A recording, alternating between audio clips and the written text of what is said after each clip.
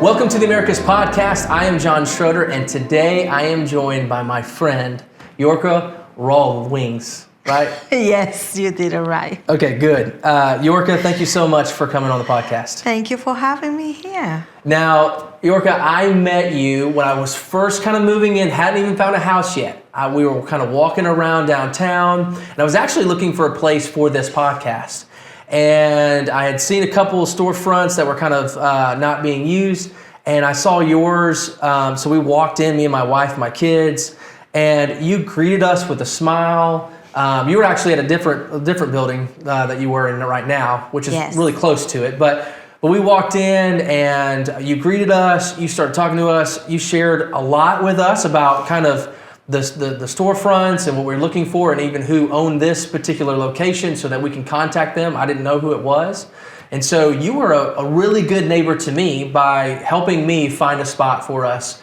And not only that, you're people will get to know this as they listen to your story, but you're an entrepreneur, you're a go-getter, and you were even trying to say, hey, look, if you want a spot, you can have a spot over here in my office. And I mean, I just love that. I love that tenacity about you. And so that's how I got to meet you. And as we've talked periodically, you've allowed us to just be a part of your store and your story.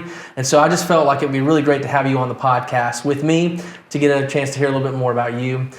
So tell me a little bit about Yorka. Where did you grow up, and how did you get to Americus, Georgia? I was born in La Romana in Dominican Republic. That's on the East Coast.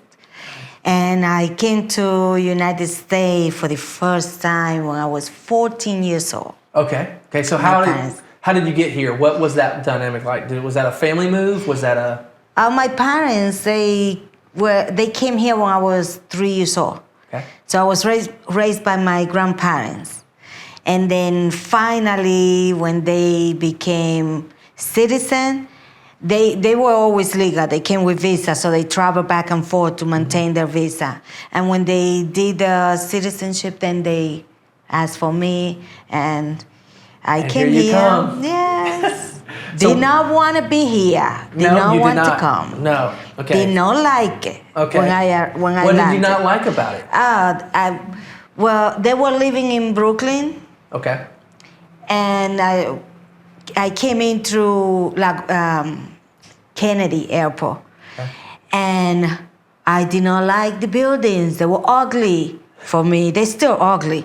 They're too boxy, too boring, not pretty enough for me. Yeah. People have the assumption that in America everything is pretty and great. I saw a lot of homeless.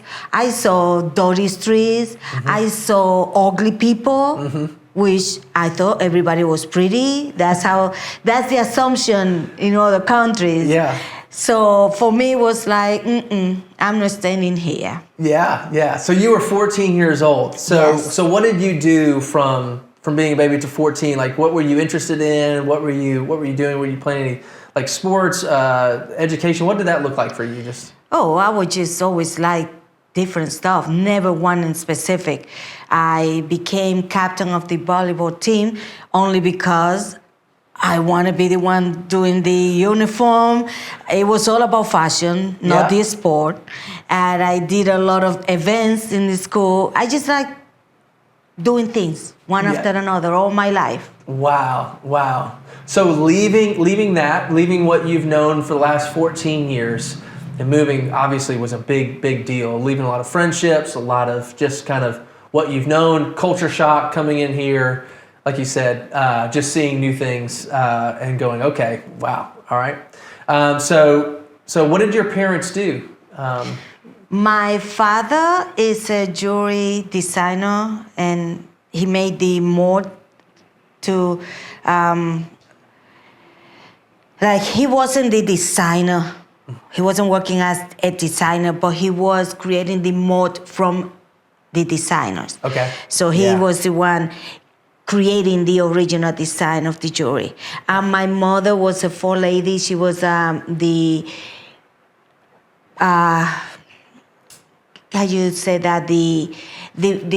sample lady for the designers. She did for clothing. Wow. So she was the the pattern maker. Okay. Okay. So I was they were working parents, taking to provide me with everything and help the family in Dominican Republic. The dream of every Latin American Yeah. that Yeah. immigrate here. Absolutely. Absolutely. But I was the only daughter, so I was in heaven. Yeah. Yeah. That's right. Well, we'll learn a little bit more in your story about just your work with art and things like that. Is that kind of where some of that started, by kind of watching your dad with these watches and watching your mom and just going like, where did all that kind of that designer, like you said, like I want to be the one that's wearing the clothes, in sports. Like, where did all that come from? I never thought that I was going to be inclined to art at all. I just lived my life a day at a time, having fun and everything. But when I graduated high school, in my family, you have to go to college. I was sick and tired of school. Yeah. So I really was not looking forward going to college, to more books, more testing. Yeah. Yeah. And then they opened the art school. Okay. Okay. So A that's when it design really school started kind of in my sparking. hometown that same year. So it was like perfect. Yeah. I saw the sign and I said, oh, I got it. When? I have to go to the art school. That's it. That's for me. That's There are great. no books in there. Yeah. That's how I thought. Okay. So Wrong. where'd you go to high school? Middle school, high school? Where did you? In Dominican Republic, it was, I started in a non-school. Okay. And then they transferred me to another Catholic school. I was such a wonderful child that they were about to kick me out of the non-school. Therefore, my mother transferred me before they kicked me out. Okay. Okay. So when you got to the States at 14, what were relationships like? What was, again, being in a new culture, new setting? What was that like growing up in the States? No, not fun. No. I didn't like it. Confined to an apartment was not me. I didn't like the food at all. So all I ate was Entenmann cake and tropical orange juice. That was it. Yeah. Nothing tasted the same as in my country, no matter, the plantain, the rice, nothing. So I didn't want to eat. And they couldn't find a way to force me to stay. So they keep sending me back to my country, and then on vacation, bringing me back, and it didn't work out. I hear you. So, all right. So you're growing up and you're experiencing different things. What did relationships look like for you? Friendships, just kind of getting to help you kind of mold and shape who you are today. Who are influences in your life? My classmates from high school and junior, we were very tight, very, very tight, so like family. And I have a wonderful childhood with them. And between that and my aunts and uncles that became my brothers and sisters since my grandmother raised me, it was just beautiful. It was fun and very healthy. And positive, and I had a grandmother who was very supportive of any crazy idea, so I always had the support of everybody around me, and a hardworking family. I mean, 5 years old, you know how to count, you know how to subtract, how to add, you're going to work. Yeah, wow. So we work after school until closing time. And that was pretty good. And in United States, not that many friends. It was very difficult. How? Inside an apartment. Parents are working. And, when I went to school in here, yes, but everybody is living their life. It was not like I grew up. Yeah, yeah. So I did not like it. I still don't like it. Yeah. Well, so how did you get to a place where you're living in the States and you're setting up shops and things like that? Tell me a little bit about, did you go back and try to build something there and also do something here, or kind of, what brought you to Americus? Americus, I was living in Florida. Okay. prior to moving in here, and I wanted a house. I wanted to buy a house, and the house value in Florida was going sky high. So Yeah. What year was this? What year? 6 years ago. Okay. 6 or 7 years ago.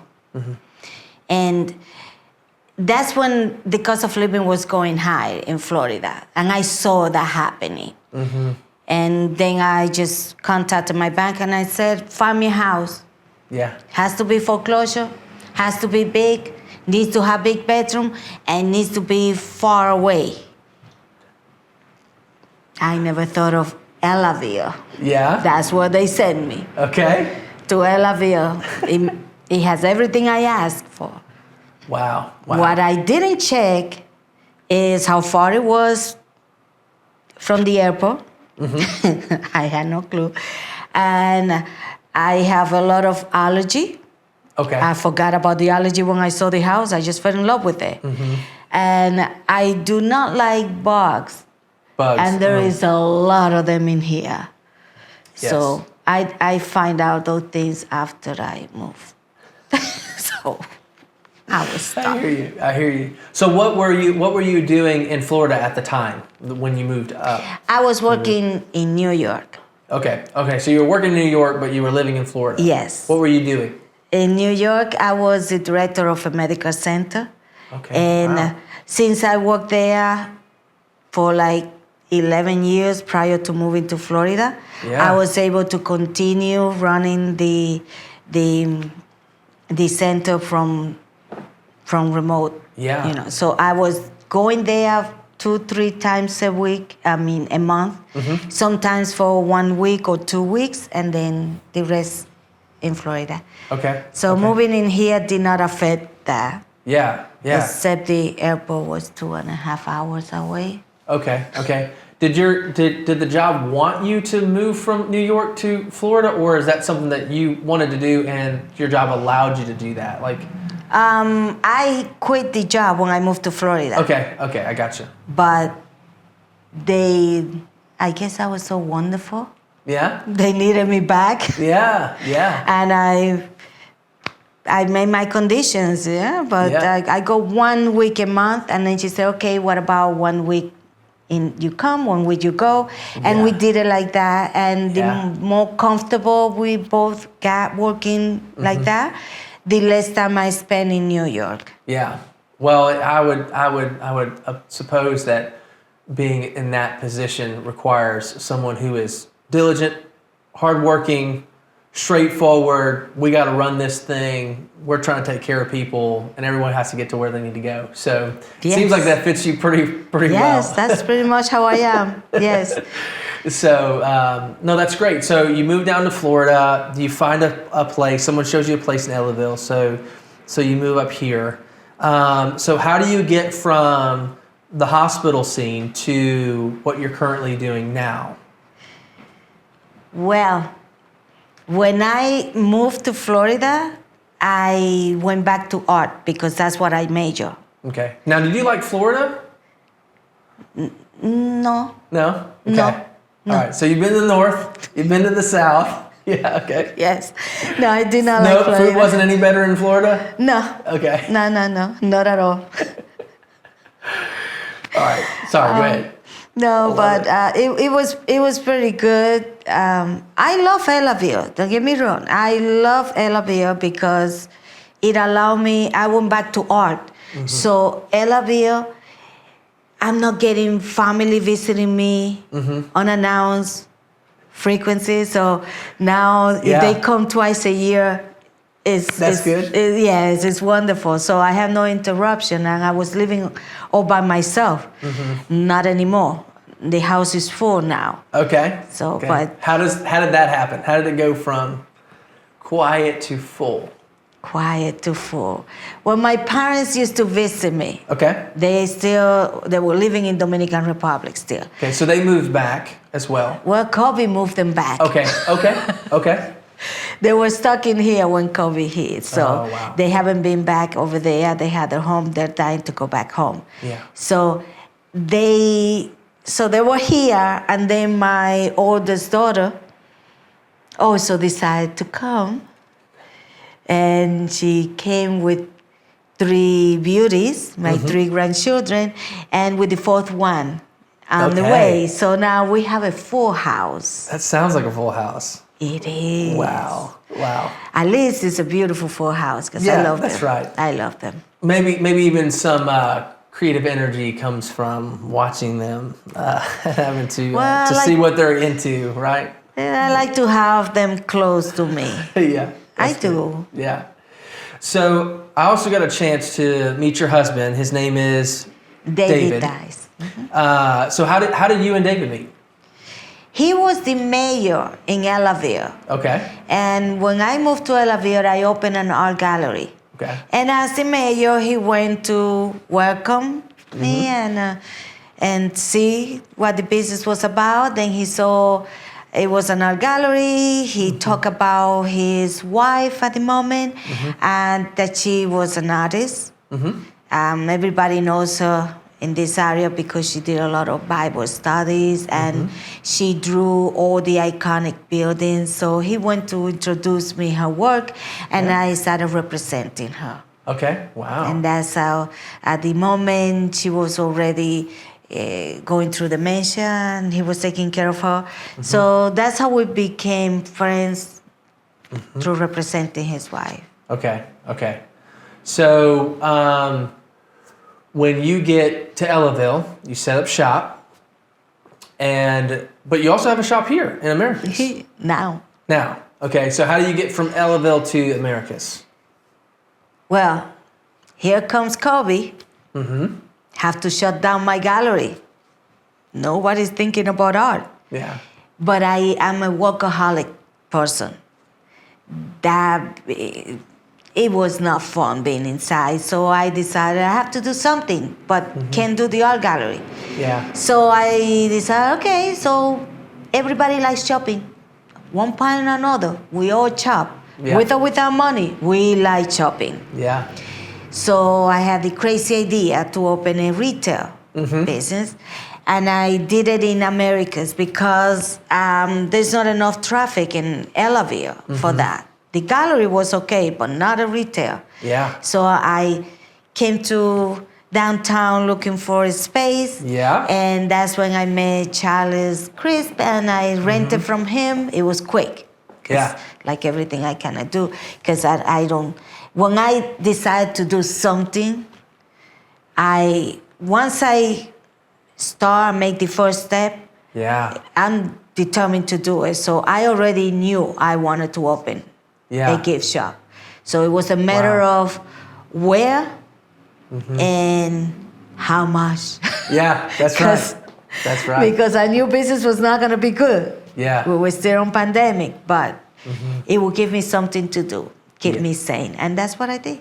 That's amazing. I like that. I mean, I think it's so important to be an entrepreneur, to be someone who is, trying to build something. You have to have a certain personality. You have to have kind of this 100% in. I'm going to do this thing, and I'm gonna find the people to help me do this. But there's so much. You just have to deal with so much adversity, so many no's, so many rejections. Yes. What helps you to carry through that? Because what we're talking about, even within the podcast, is neighboring, and part of neighboring is taking risks. You've got to be able to put yourself out there for someone who may reject you, for someone who may think, I'm not that person. I'm glad you're neighborly. I'm not, right? So, yes. But with every risk comes sacrifice. It costs you something to do that. So, what do you feel like has been in your life things that have helped you to just continue to take risks, even though there's going to be a lot of no's before there's going to be a yes? What do you attribute that to? I believe in myself. A little bit too much, I think. I don't know if it's good or bad, but I believe in myself. I believe that I can do anything I want to. I'm just gonna have to work hard. Yeah. If I don't know something, We have something called Google today that makes everything easier. Okay, I do my research. Yeah. I love researching before I make a move. That's good. I need to, because I don't know it all. But all the information is out there. It's about getting it, educating yourself. If you know what you are getting into, you go a little bit more confident and more sure of what you're doing. And there is fear. There's always fear. Yeah. But you have to face it. Look, I from an island, tropical. I don't know how to swim. And I grew up 5 minutes away from the beach, okay? Yeah. And I don't know how to swim. My favorite vacation is on a cruise. I like scuba diving. I like everything in the ocean.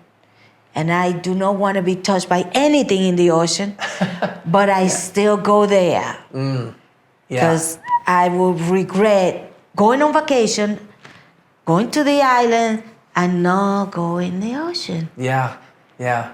Because I was afraid, because I don't know how to swim. And I'm not ashamed of putting a tube, a life vest, and everybody's fine. I don't care. Yeah.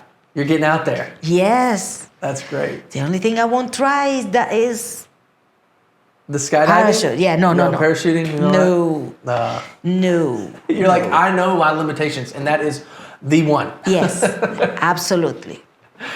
Well, that's good. I think that I'm curious. Do you know where that confidence comes from? Like, did someone teach you that? Did someone believe in you? Did someone support you? And then it just clicked, and it was like, yep, I can do it. Or was it just always there's just something in you that you felt like, yeah, I can do it. No one's ever told me I can do it. I just know I can. Well, now I can say in my family, most of them are like that, especially women. The women in my family, they're strong, they're go-getters, and they're pretty independent. Okay. So it was almost like an unspoken understanding. You're just watching them, and they're modeling it. They're getting up every day, and they're experiencing, obstacles. They're experiencing just having to take care of a family and work and deal with other issues, and they're just getting up every day and they're rocking it. Yes. And you're like, yep, that's normal. That's what should be normal. That's what should be. Everyone normal. should experience that. You Yes. know? And so okay, so that gets you here, and with everything, with every business, with every opportunity, people have to kind of get used to the concept, right? So coming into Americus, you're bringing not just a store, not just something. You're bringing something that you love, that's something that's important to you. And so tell me a little bit about what's in your store and what you get excited about as people come into your store. And then we'll talk a little bit about you also are going to be opening up a restaurant here pretty soon. So, but tell me a little bit about your store and what you love bringing into Americus that Americus may not have or doesn't have, and it's helping the city. Well, like I said, I love shopping. Yes. And I couldn't go out shopping because 50 minutes to go to Warner's Robin, Albany, Columbus, and I got tired of doing all that driving to go shopping. Like, too much to spend money. Yeah. And I'm not the kind of person that likes shopping online either. I like to see things. So the store opening a gift shop was perfect. So with a lot of little nips and things. I never thought of clothing. That was not, because this area is very conservative, and I'm very kind of crazy, very unconservative my way of dressing. Let's put it that way. Yeah. And I didn't think my taste in clothes was gonna be a hit in here. But I had the people complimenting me all the time, and it started asking me, why don't you sell clothes? So I did a try. Yeah. I said, well, if I'm going to do this, it's going to be my taste. And I started buying. I did that, and it was great. I was not expecting that. So my crazy taste worked. And I love it. then I enlarged the business to accommodate the clothing, and they like it. I mean, this area is more about comfort. It's more about the jeans, the leggings, the t-shirt, sweatshirt. I'm more about linen. Comfort, but it's still non-stretchy material. Yeah. And I didn't think they were going to go for it. And they did. That's awesome. Yeah. I love it. I love your thought of, I don't want to drive to Columbus or Albany, so I'm going to bring a store to me.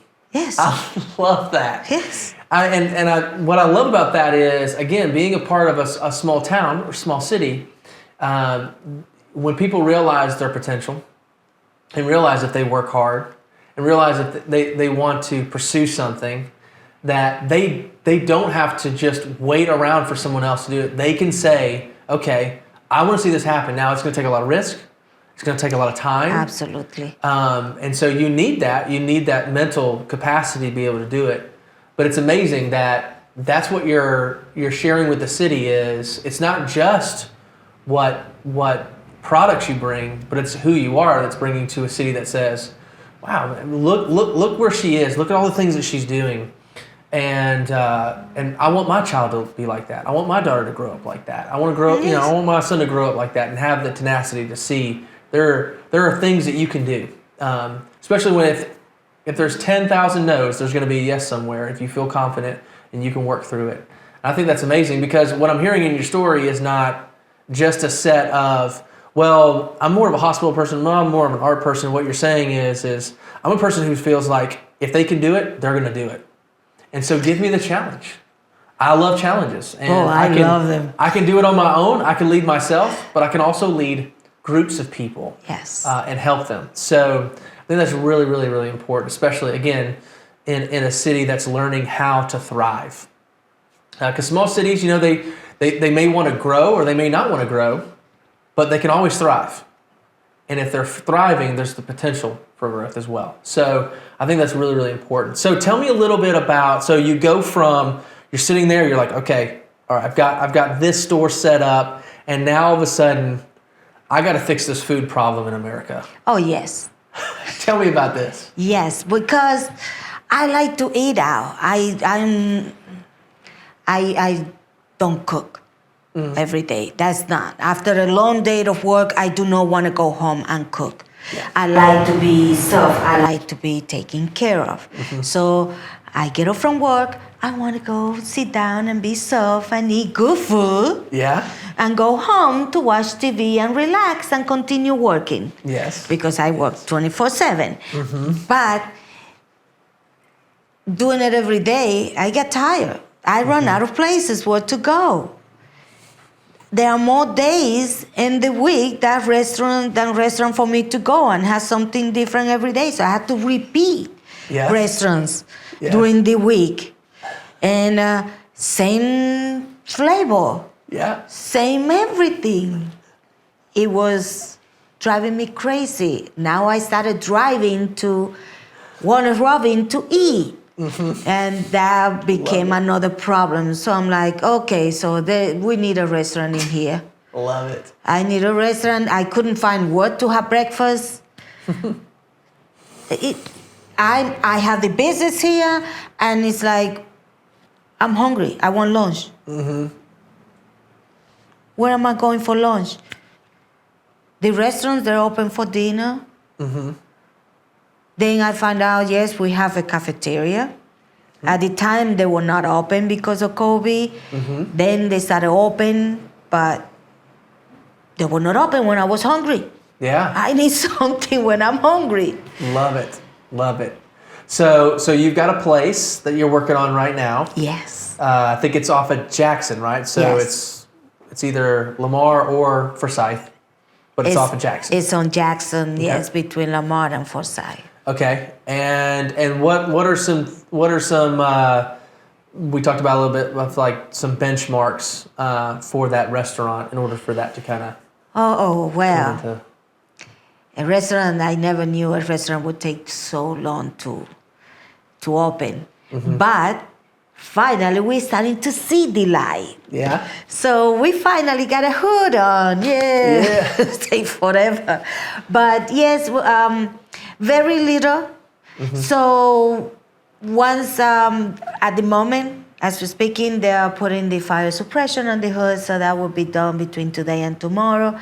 Then we start putting all the equipment in the kitchen. Once the kitchen is all put together, which should be done by next week, if not by the end of this week, then we can finally start working on the menu. Yes. So what kind of menu? What kind of restaurant are we looking at here? It's gonna be a Latin fusion cuisine. Wow.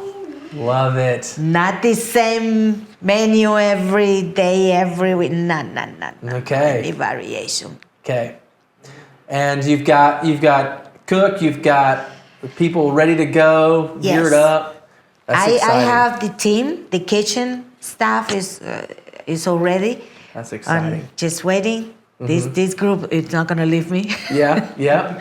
And we have half of the waiters.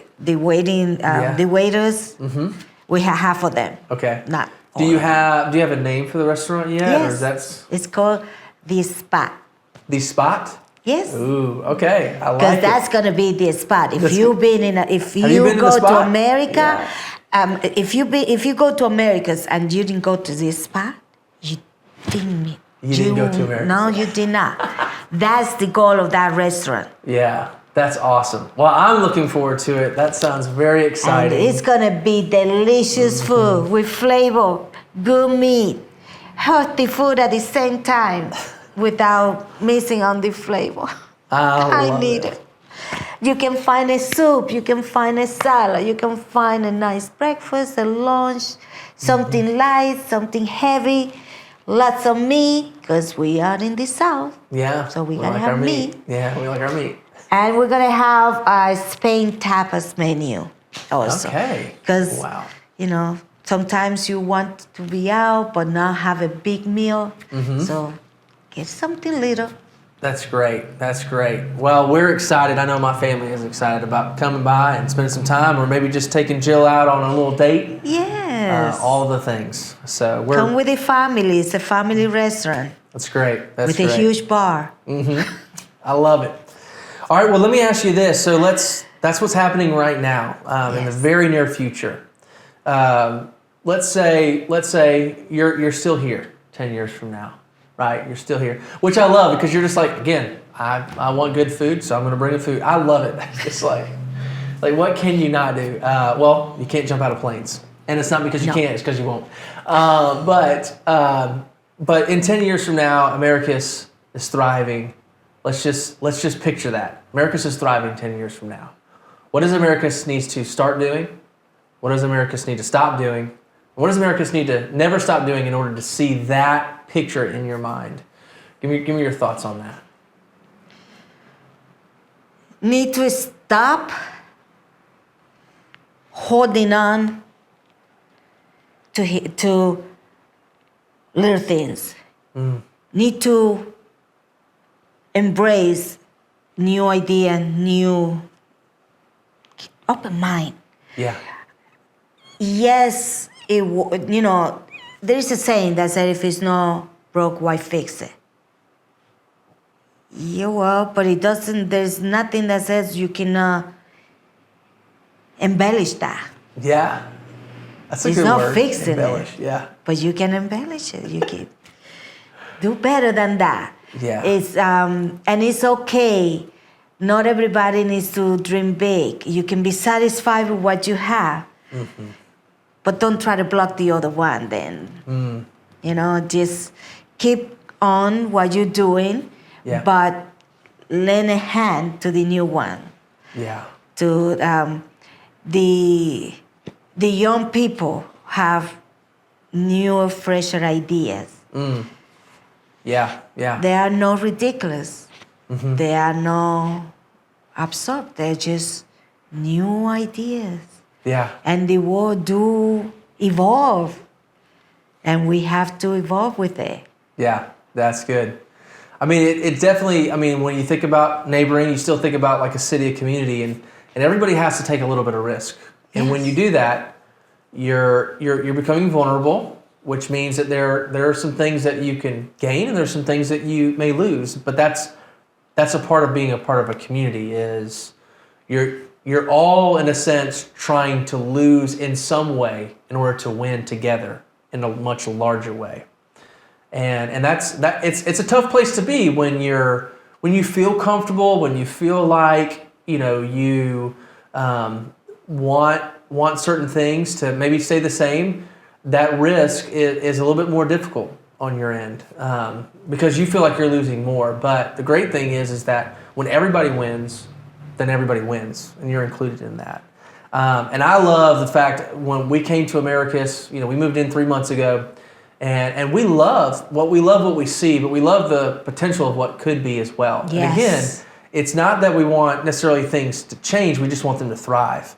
Yes. And thriving, there's a little bit more creativity, there's a little bit more color, there's a little bit more energy, but that doesn't mean that things are not are losing value. It just means that we want to create more value to the things that are already here. This is a blank canvas in here with a lot of potential. Yeah. All kind of business would do great in here. There is opportunity for everybody and for everything. Yeah. I would love to see all of these buildings have thriving stores. Yes. In them. More restaurants, more stores. The better. Yeah. Who's going to get out of their house for a 1 hour drive to a little town where they can see everything in 5 minutes because there's only 5 things to see? Yeah. The more we have, the more we attract, the more business we get. Yeah. Have people to give them a reason to drive to Americas. There's more in here to see. Yeah. There's a lot of history in this area. So business will benefit from the tourists. But tourists will come if they have something to do. Yeah. Well, like you said, you were going to Albany, you were going to Columbus, you're going to Ralwins. And so what you're doing is you're saying those things that I value, I want to bring here. Yes. And that's a huge deal. I mean, you could be the person who goes to their house and complains about their city and says, they don't have what I want, so I'm going to go somewhere else. But you're saying, no, I want to live here, but I also want to bring that value here as well. And that's amazing. And I think, again, people like that, everyday people, everyday neighbors, taking the initiative, seeing themselves as someone who can accomplish great things, and saying, I want to bring value to this city. I want to help the city thrive. So if there's someone out here that's just listening and they're listening to your story, in Americus or really in any small town, but reality is that there is so much that somebody can do. They just got to be willing to risk, and it hurts, but you use that as a means to keep pushing forward because you want to see something great. And I think your story has encouraged me. I love it. I love the fact that I get to know you when we get to talk more and more. So thank you so much for that. I want to ask you some really brief, kind of rapid fire questions before we leave, just to get to know you a little bit more. I was going to ask you what your favorite restaurant is, but I don't know if I should. So I will ask you what your favorite food is. What's your favorite meal? If you had one meal that you could eat, what would it be? I'm going to be more specific and answer both of your questions. I love it. I love the station and I love the lamb lollipop. Okay. I recommend those to anybody. They are delicious. Okay. Their food is very, very good and fresh, and I like it. Nice. The lamb lollipop. Yes. That's what it's called. Okay. Please keep it in your menu forever. Yeah, I am looking forward to it. I can't wait. I'm going to take my wife out and do that. Okay. So who is your favorite artist or your painting? What's your favorite artist or painting? I love Madonna. Okay. She is a rounded artist for me. Mm-hmm. So yes, she is my drive. I mean, Yeah. I admire Madonna That is awesome. for the type of artist and woman that she is. Mm-hmm. When everything seemed to be against her, she proved everybody wrong by doing it. And she became who she is by herself, by all means that she knew how to. Wow. Wow. And I love that. I love that. That is awesome. That's awesome. Now, obviously, and you also do artwork too, right? Yes. Is there anything that you've really just, I mean, I know you have a lot of art out there, but is there anything in particular, one or two things that you just love to look at, to draw, to paint? Like, is there specific things that you're just like, I do well at this, or I just enjoy the painting? When I paint, I can only paint when I have pain, when I'm sad, when I have something driving me crazy. So painting for me is my outlet. Okay. So my artwork will be done when I'm freed of whatever was haunting me, bothering me. Yeah. So my paintings are not the prettiest one. Mm-hmm. So that's why I don't introduce them to Americus. I don't think they're ready for that one. Yeah. But I found that I enjoy more representing artists than painting. Okay. Okay. Because my paintings is more of a therapy for me. Yeah. Yeah. And then I gain a lot of pleasure just helping artists, especially Latin American artists that had no way of figuring out how to make it in this country. Wow. Then since I already projected myself in here and I was doing it very successfully, I said, why not? Yeah. The doors that I open for myself, I'm opening for other artists. And Wow. I like that. Wow. And then when they make it to a point, I transfer them to another gallery that is more established than me, that have more opportunities. Because since I'm going from here, I'm always leaping to one thing to another. Yeah. I cannot dedicate to them all the time that they need. Yeah. So I'm just a few steps, and then I pass them on. Wow. That's encouraging. That's awesome. I love your story. You're awesome. All right, let me ask you this. Last one. Try to pick out of several of these. What's your go-to karaoke song? Oh, I Will Survive. That's great. It's a winner, right? I mean, everybody's up. Everybody's ready to go. That is me. That's great. Yeah, love it.